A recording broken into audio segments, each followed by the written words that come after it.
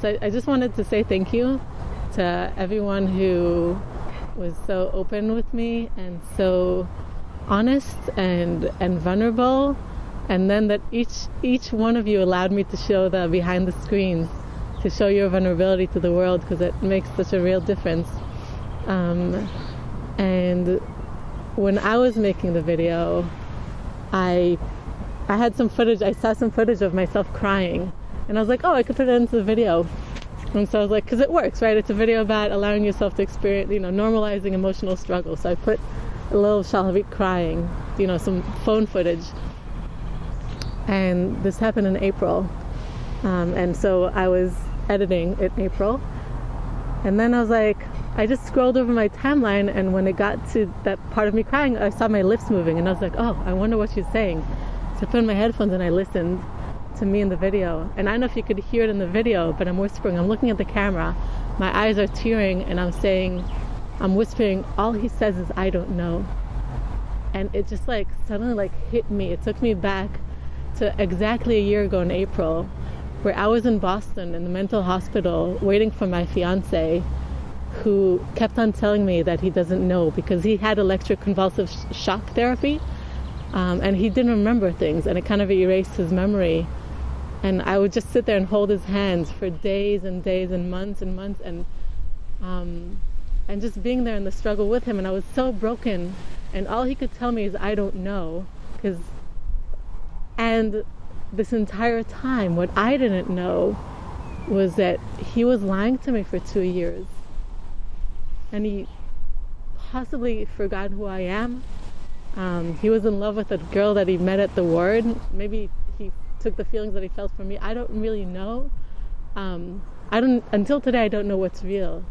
But I just remember that it was just a year ago when I moved to Scotland that I found out that he basically told me that apparently he has a fragmentation in the personality and different realities. But I just remember how broken I was, because the person that I was going to give my life to, that I was closest to, I don't even know really if it was real or not. And when that happened last year, I was depressed.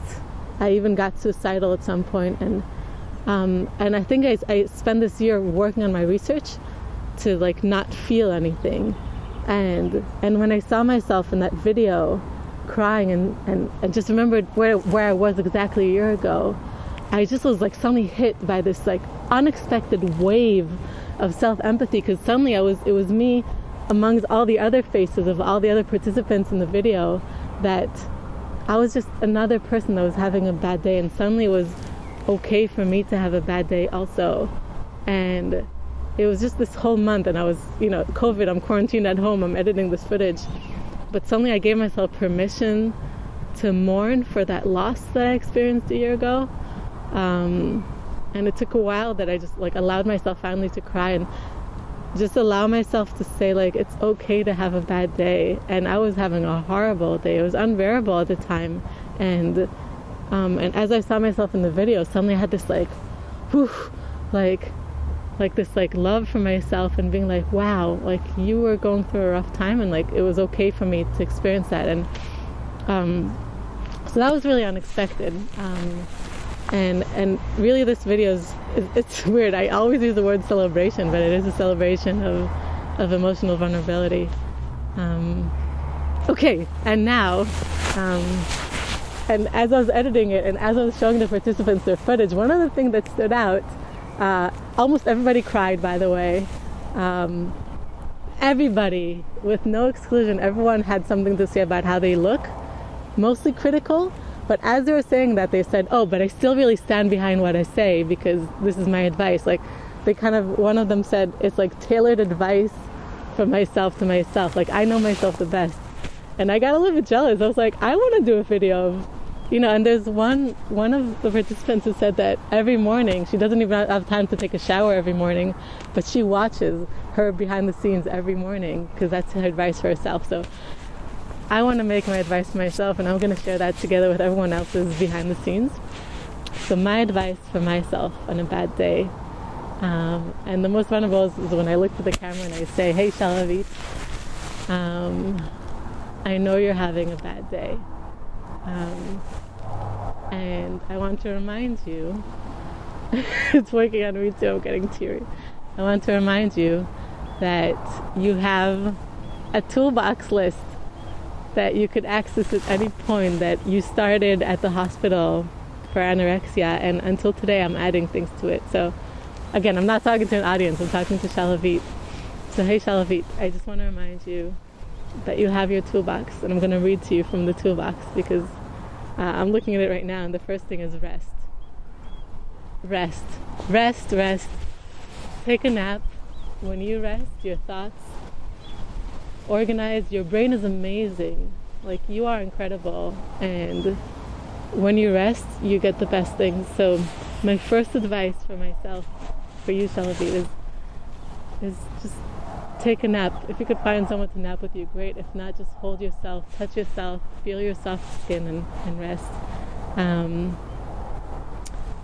Open my old journals. I have amazing notes of self-growth for myself that really help, like getting that like everything that I'm going through is stories and there's really nothing behind it. It's just and dance helps with everything.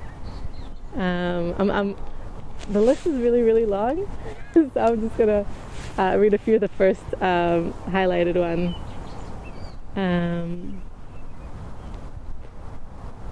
My gratitude list: go and cuddle, balanced nutrition, publish more videos, and dance. Apparently publishing videos makes me really happy. And I have a list of well, I'm going to tell you, there's a girl a long time ago who said that I'm the perfect image of a woman body to her. So just remember that for other people, you are perfect and you're great. And call a friend, knowing that it will pass. Change of location helps. Makeup helps too.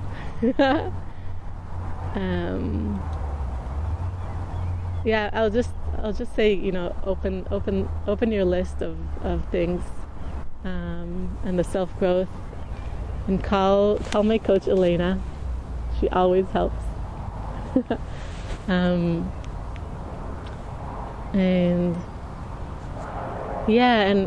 Elena actually told me, like, there's the way that I love people, I could use that towards myself. So Shalhavit, try to realize how amazing you are and how amazing you are to others, and you could do that for you. It's funny, I keep on jumping between me wanting to share with the world and what I actually want to share with me. So for the video, from me to me is take a nap, look at your lists, create a music video, it makes you really happy. And the rest is on your list. And love yourself like you love others. Okay. That's for now. It's gonna be very long otherwise.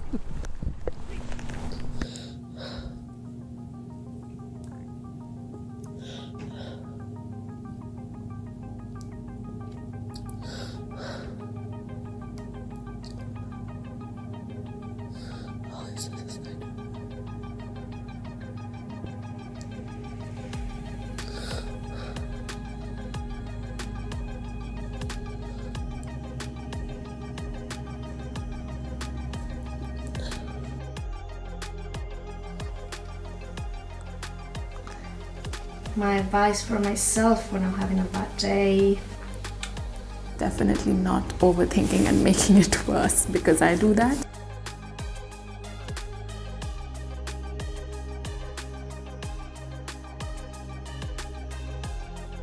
Depends on how bad a day, I guess. What was I saying? My advice for what to do on a bad day, or what I do on a I didn't expect myself to start crying, but This psyche where you're trying to be alpha. I know a lot of people try to be alpha and it is so annoying.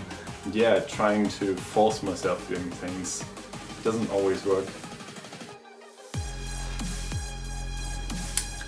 And we have to show that we're the best. It's like, means that guys don't really want to talk about their feelings, and they're scared to, and they're scared of being ridiculed.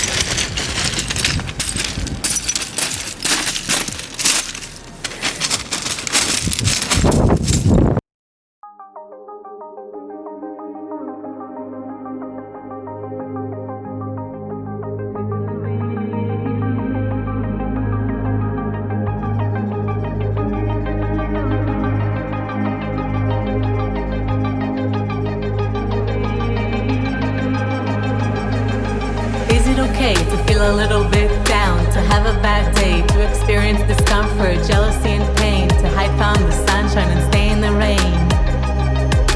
Is it alright to sometimes sit on the bench and not constantly fight the negativity, and instead embrace the sadness, abandon sanity and explore the madness? Why do I try to obsessively reach for the sky, to never look bad, to never be wrong, to hide all my weaknesses and always be strong? Maybe it's fine to not be perfect and always shine, because if you never stray from your path, you're probably a dead person or a psychopath.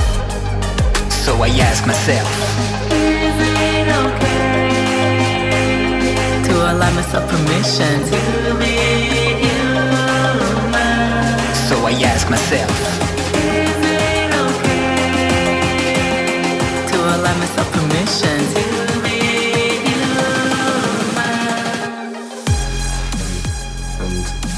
I guess escape is probably the main thing I try to do. I never have good days, like really good days when I don't get enough sleep. Also tell myself to stop giving myself such a hard time because I don't deserve it. To allow myself to not be perfect all the time. It's absolutely okay to be a beginner. Don't be afraid to reach out to other people.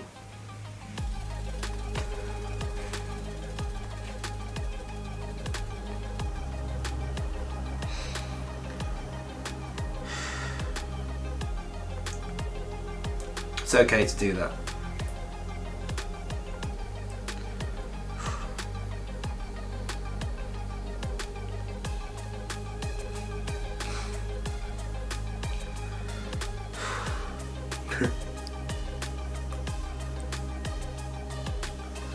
It's okay to cry as well.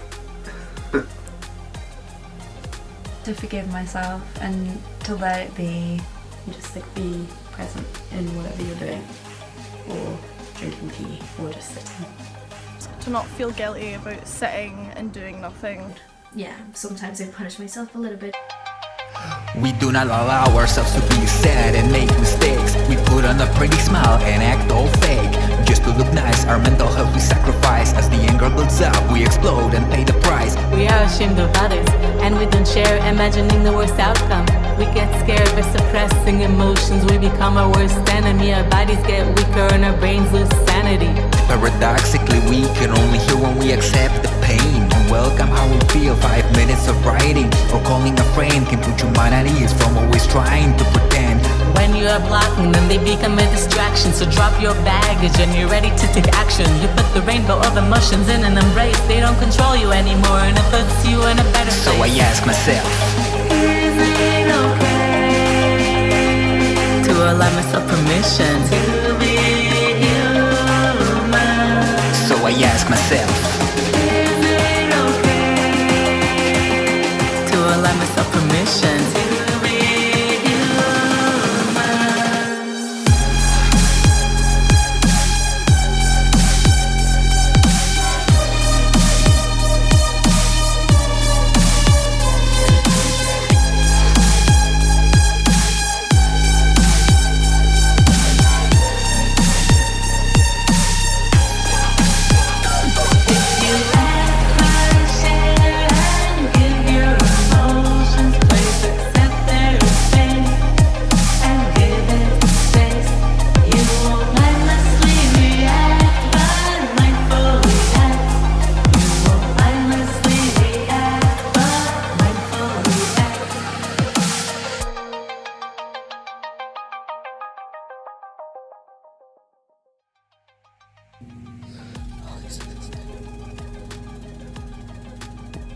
Always try and look after myself in ways that I know I appreciate, like staying in bed.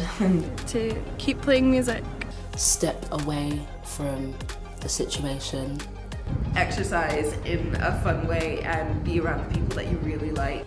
Physical exercise is good, but make sure that it's something that you actually like. Get tired by doing something you enjoy. I enjoy cleaning. I like it. I like to create dishes as well, and again, I love flavours, playing around with flavours. The double chocolate ones with the white chocolate. Just know that you are loved. Like hugging myself, it makes me feel, I don't know, like protected or safe. Calling my mum to hear her familiar voice. And call my mum because she's, I don't know what it is, she's got like healing powers, I'm pretty sure. Go see the dog because she always makes me happy. She makes everyone happy because she's so happy. Watching funny things and drinking tea, having a bath. If you don't talk about it, it's just going to be a constant problem. I'll tell them how you're feeling, you're not a burden. People will listen to you if you reach out to them. Seem to remember that. Just expressing the feelings is really helpful, like just writing. When you've just emptied out your mind of what's going on, you realize how empty and just like how light your shoulders feel. So definitely talking. If you're having a bad day, it will come to an end. So it's gonna be okay. See?